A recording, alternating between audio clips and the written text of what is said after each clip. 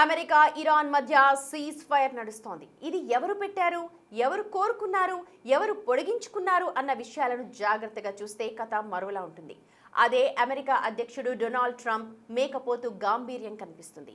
పైకి మాత్రం రేపే దాడి చేస్తా, ఆరేస్తా, చించేస్తా అని చెప్పినా లోపల మాత్రం ఆయుధాల గుబులు ఉందంటున్నారు. ఆయుధాగారంలో నిల్వలన్నీ ఖాళీ అవడంతో రూట్ మార్చేశారంటున్నారు. మరి ఏది నిజం?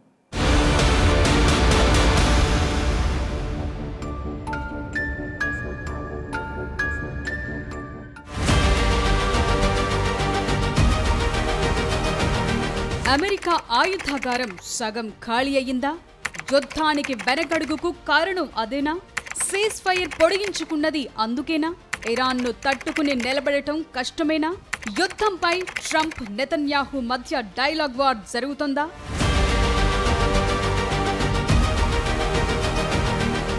రైట్, ఇప్పుడివన్నీ కీలకమైన ప్రశ్నలుగా ప్రపంచం ముందున్నాయి. ఎందుకంటే ట్రంప్ మాట్లాడుతున్న మాటలకు, చేస్తోన్న చేతలకు సంబంధం లేకుండా ఉంది. ఓ వైపు బటన్ నొక్కుతా బాంబులు వేసేస్తా అంటాడు. సోషల్ మీడియాలో ఈ తరహా AI ఫోటోలన్నీ ఇదివరకే పెట్టేశాడు. సీన్ కట్ చేస్తే బాంబు జోలికే వెళ్లటం లేదు. ఆ మాట ఎత్తటమే ఆపేశారు. ఇందుకు చాలా కారణాలున్నాయి.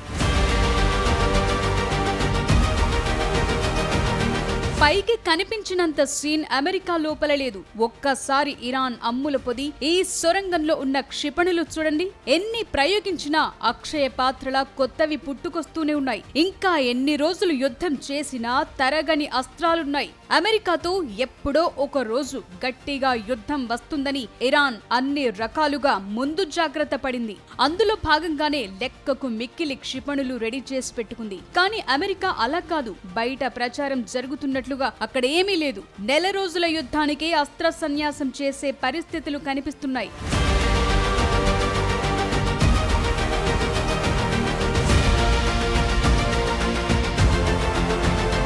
ప్రముఖ అంతర్జాతీయ defence think tank centre for strategic and international studies CSIS అలాగే అమెరికన్ మీడియా కథనాల ప్రకారం ఇటీవల ఇరాన్ ఇజ్రాయెల్ మధ్య జరిగిన యుద్ధంలో ఇజ్రాయెల్ ను రక్షించే క్రమంలో అమెరికా తన ఆయుధాగారంలోని అత్యంత కీలకమైన రక్షణ క్షిపణులను భారీగా కోల్పోయింది. అధ్యక్షుడు డొనాల్డ్ ట్రంప్ ఇరాన్ తో యుద్ధాన్ని పొడిగించకుండా వెనక్కు తగ్గి సీజ్ ఫైర్ ను పొడిగించడానికి ఈ ఆయుధాల కొరత అత్యంత ప్రధాన కారణమని రక్షణ రంగ నిపుణులు విశ్లేషిస్తున్నారు.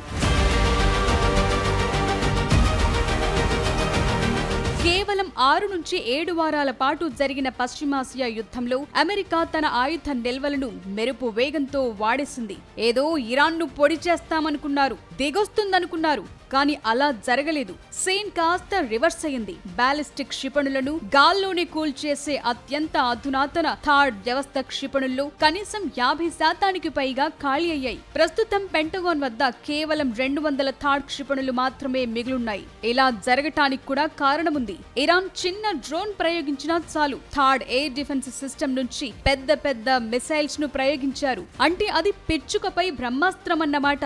ఇలా ఎవరైనా ప్రయోగిస్తారా? కానీ అమెరికా ప్రయోగించింది. ఇప్పుడు నిల్వలన్నీ అయిపోవటంతో తెల్లముఖం వేయాల్సిన పరిస్థితి ఏర్పడింది. ఏ రకంగా చూసినా అమెరికా ఇప్పుడు యుద్ధం చేసే పరిస్థితుల్లో లేదు. ఇదే నిజం. ఇరాన్ పై అమెరికా 200కు పైగా థాడ్ క్షిపణులను ప్రయోగించింది. వీటితో పాటు మధ్యధరా సముద్రంలో మోహరించిన యుద్ధ నౌకల నుంచి 100కు పైగా స్టాండర్డ్ మిసైల్ 3, స్టాండర్డ్ మిసైల్ 6లను వాడింది. దీంతో పెంటగాన్ వద్ద ఉన్న ఇంటర్సెప్టర్ నిల్వలు సగానికి పడిపోయాయి. అమెరికా దగ్గర ఇంకా 200 థాడ్ ఇంటర్సెప్టర్లే మిగిలున్నాయి. ఇది పెంటగాన్ వర్గాల్లో కలవరంగా మారింది. నిజానికి యుద్ధం మొదలైన వారం 10 రోజుల్లోనే క్షిపణి నిల్వలపై ట్రంప్ కు పెంటగాన్ అలర్ట్ చేసింది. కానీ ట్రంప్ వింటే కదా, ఎవ్వరి మాట వినడు. కానీ ఇప్పుడు వినాల్సి వస్తోంది. ఆయుధాగారంలో ఆయుధాలే లేకపోతే యుద్ధం ఎలా చేసేది? అందుకే ఎవరు అడగకపోయినా సీజ్ ఫైర్ పొడిగించారు. కనీసం ఇరాన్ సహా ప్రపంచ దేశాలేవి డిమాండ్ కూడా చెయ్యలేదు. కానీ ట్రంప్ మాత్రం వెనుకంజ వేశారు. అమెరికా ఇంత భారీ స్థాయిలో మిసైల్స్ వాడటంపై డిఫెన్స్ ఎక్స్పర్ట్స్ ఆందోళన వ్యక్తం చేస్తున్నారు. ఇది అమెరికా ఇజ్రాయెల్ ఆర్మీ కోఆర్డినేషన్ లోపాన్ని తెరపైకి తెచ్చిందంటున్నారు. ఇక యుద్ధంలో ఇజ్రాయెల్ 100 కంటే తక్కువ యారో ఇంటర్సెప్టర్లు, 90 డేవిడ్ స్లింగ్లను వాడింది. వీటిలో కొన్ని ఇరాన్ కు సపోర్ట్ గా ఉన్న యెమెన్, లెబనాన్ లో నుంచి వచ్చే మిసైల్స్ ను అడ్డుకోవటానికి ప్రయోగించింది. నిజానికి ఇజ్రాయెల్ కు ఆయుధ సహాయం కూడా అమెరికానే చేసింది, నిధులు ఇచ్చింది.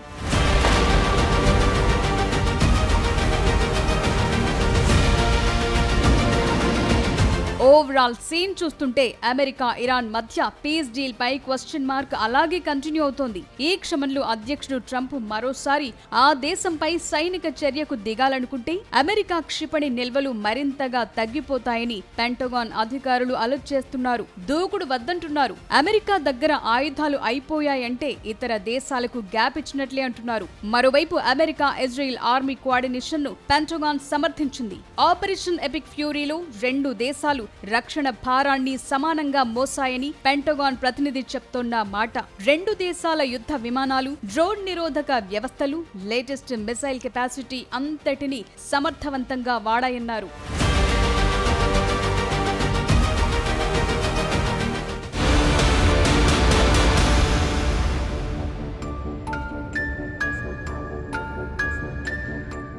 ఎవరూ అడగలేదు, ఎవరూ డిమాండ్ చేయలేదు. సీజ్ ఫైర్ పొడిగింపు అంటూ ట్రంప్ మాట్లాడుతున్నారు. ఇరాన్ను మాక్సిమం భయపెట్టాలన్న ఉద్దేశంతో ఇదిగో బటన్ నొక్కేస్తున్నా బాంబుల వర్షం కురుస్తుందన్నారు. కానీ ఆ జాడ లేకుండా పోయింది. మిసైల్స్ ప్రయోగిస్తేనే తిప్పికొట్టింది ఇరాన్. దూరం నుంచి చేసే ట్రంప్ బెదిరింపులకు భయపడుతుందనుకోవడం భ్రమే అవుతుంది.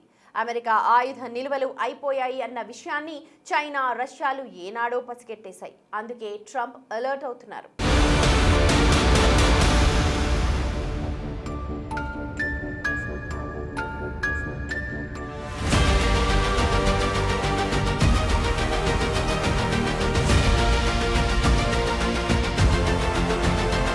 అధ్యక్షుడు డొనాల్డ్ ట్రంప్ ఇరాన్ పై దూకుడుగా వెళ్లకుండా దౌత్యపరమైన సీజ్ ఫైర్ మార్గాన్ని ఎంచుకోవటానికి చాలా కారణాలు కనిపిస్తున్నాయి. అమెరికా గగనతల రక్షణకు వెన్నెముక లాంటి పేట్రియాటిక్ మిసైల్స్ లో దాదాపు 50% వాడేశారు. అమెరికా ఏటా 600 పేట్రియాట్ క్షిపణులను తయారు చేస్తుండగా ఈ యుద్ధంలో కేవలం 2 నెలల్లోనే 1200కు పైగా మిసైల్స్ ను మెరుపు వేగంతో ప్రయోగించాల్సి వచ్చింది. అటు టోమ్ హాక్, JSSM అమెరికా దాడి కోసం వాడే ప్రెసిషన్ స్ట్రైక్ గైడెడ్ బాంబులు, టోమ్ హాక్ క్రూయిజ్ క్షిపణుల్లో 30% నుంచి 45% వరకు నిల్వలు కరిగిపోయాయి. వార్షిప్స్ నుంచి ప్రయోగించే రక్షణ క్షిపణుల్లో 20% వరకు ఖాళీ అయ్యాయి.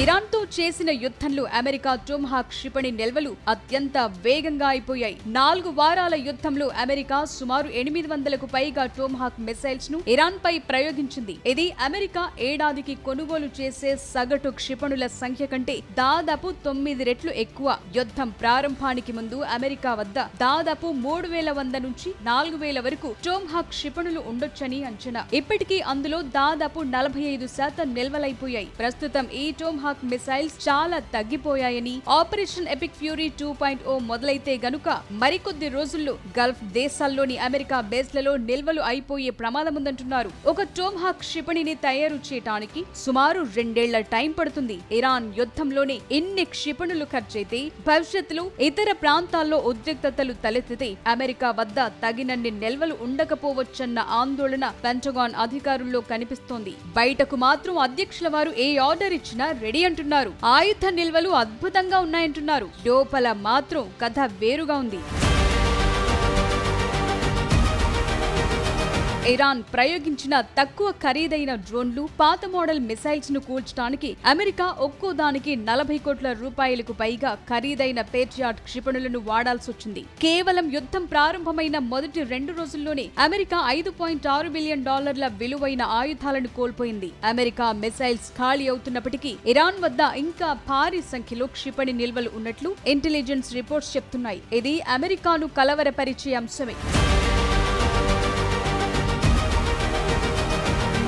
మరోవైపు పేట్రియాట్ క్షిపణుల ఖర్చును $5 మిలియన్ నుంచి $1 మిలియన్ లోపుకు తగ్గించేలా కొత్త టెక్నాలజీ అభివృద్ధి చేయాలని లాక్హీడ్ మార్టిన్, రేథియాన్ వంటి డిఫెన్స్ కంపెనీలను పెంటగాన్ ఆదేశించింది. అమెరికన్ డిఫెన్స్ ఫ్యాక్టరీలు రాత్రింబవళ్లు పనిచేసినప్పటికీ ఇప్పుడు ఖాళీ అయిన క్షిపణి నిల్వలను యుద్ధానికి ముందున్న స్థాయికి తీసుకురావటానికి కనీసం 3 నుంచి 5 సంవత్సరాల సమయం పడుతుందని డిఫెన్స్ ఎక్స్పర్ట్స్ అంచనా వేస్తున్నారు.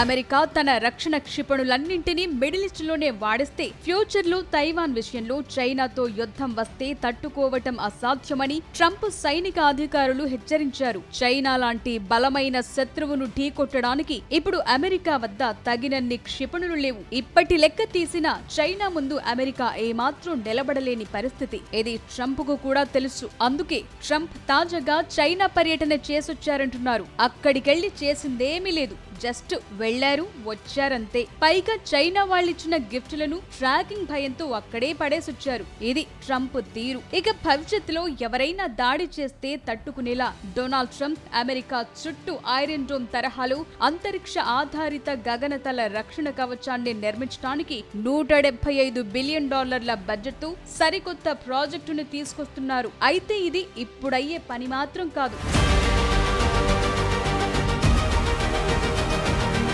ఓవైపు ఆయుధ నిల్వలు తగ్గుతోన్న ఆందోళన అమెరికాలో కనిపిస్తుంటే మరోవైపు ఇజ్రాయెల్ తో మరో టెన్షన్ మొదలైంది. ఫిబ్రవరి 28న ఇరాన్ పై దాడులు ప్రారంభించిన అమెరికా, ఇజ్రాయెల్ ఇప్పుడు ఆ విషయంపై తలోదారి ఫాలో అయ్యే సూచనలు కనిపిస్తున్నాయి. తమ ఆయుధ పరిస్థితులు చూసుకున్న అమెరికా ఇరాన్ తో చర్చలకు మొగ్గు చూపుతుండగా ఇజ్రాయెల్ మాత్రం అటాక్స్ చేయాల్సిందే అని కోరుకుంటోంది. అమెరికా తీరుపై ఇజ్రాయెల్ తీవ్ర అసంతృప్తితో ఉన్నట్లు గుసగుసలు వినిపిస్తున్నాయి. ఈ విషయమై అమెరికా అధ్యక్షుడు డొనాల్డ్ ట్రంప్, ఇజ్రాయెల్ ప్రధాని నెతన్యాహు మధ్య ఫోన్ లో డైలాగ్ వార్ కూడా జరిగినట్లు ప్రచారమైతే జరుగుతోంది. యుద్ధం చేయాల్సిందే అని నెతన్యాహు, వెయిట్ చేద్దామని ట్రంప్ అన్నట్లుగా చెప్తున్నారు. ఇదే ఫోన్ సంభాషణలో నెతన్యాహు నిర్మోహమాటంగా తన ఆక్షేపణల్ని వ్యక్తీకరించారని అమెరికా మీడియా సంస్థ వెల్లడించింది. మీరు తప్పు చేస్తున్నారని నెతన్యాహు ట్రంప్ ను డైరెక్ట్ గానే డైలాగ్ బాంబ్ పేల్చారని అమెరికా మీడియా కథనాలొచ్చాయి. ఇరాన్ పై ఫాలో అవ్వాల్సిన విధానాన్ని గురించి ట్రంప్, నెతన్యాహుల మధ్య దాదాపు గంట పాటు వాడివేడి వాదులాట జరిగిందంటున్నారు. సో ఈ విషయంలో ఎవరి బాధ వారిది అన్నట్లుగా మారింది. ఇప్పటికే ఇజ్రాయెల్ కోసం అమెరికా చాలా చేసింది, చాలా కోల్పోయింది, అనవసర తలనొప్పిని ముందేసుకుంది. ఆపరేషన్ ఎపిక్ ఫ్యూరీ 2.0కు బదులు చర్చల వైపే తాను మొగ్గు చూపుతున్నట్టు ట్రంప్ నెతన్యాహుతో ఫోన్లో చెప్పారు. ఇరాన్ పై దాడుల్ని వెంటనే మొదలు పెట్టడం ద్వారా ఆ దేశ సైనిక సామర్థ్యాన్ని తగ్గించి మౌలిక సదుపాయాలను ధ్వంసం చేయాలని, టెహ్రాన్ ను మరింత వీక్ చేయాలని నెతన్యాహు గట్టిగా వాదించినట్టు తెలిసింది. ట్రంప్ తో ఫోన్ కాల్ నెతన్యాహును మరింత ఆందోళనకు గురి చేసిందంటున్నారు. చర్చలకు ఒక అవకాశం ఇద్దామని, అవి విఫలమైతే తిరిగి దాడుల్ని రిపీట్ చేయటం మన చేతుల్లో పని అని ట్రంప్ అన్నట్టు చెప్తున్నారు. ఈ మాటల్లో నిజమెంతుందో గాని అమెరికా, ఇజ్రాయెల్ మధ్య డైలాగ్ వార్ అయితే పెరిగిందంటున్నారు. చర్చల్లో మధ్యవర్తులుగా వ్యవహరిస్తున్న పాకిస్తాన్, ఖతార్లు యుద్ధానికి ముగింపు పలికేలా ఒక ఉమ్మడి లేఖను రెడీ చేశాయని ఇజ్రాయెల్ ప్రధానికి ట్రంప్ చెప్పారంటున్నారు. అయితే ఇజ్రాయెల్ తో తమకు ఎలాంటి విభేదాలు లేవన్నట్టుగా ట్రంప్ బిహేవియర్ కొనసాగుతోంది. తాను ఏం చెప్తే నెతన్యాహు అది చేస్తారని ప్రెస్ మీట్లలో ట్రంప్ చెప్పుకుంటున్నారు.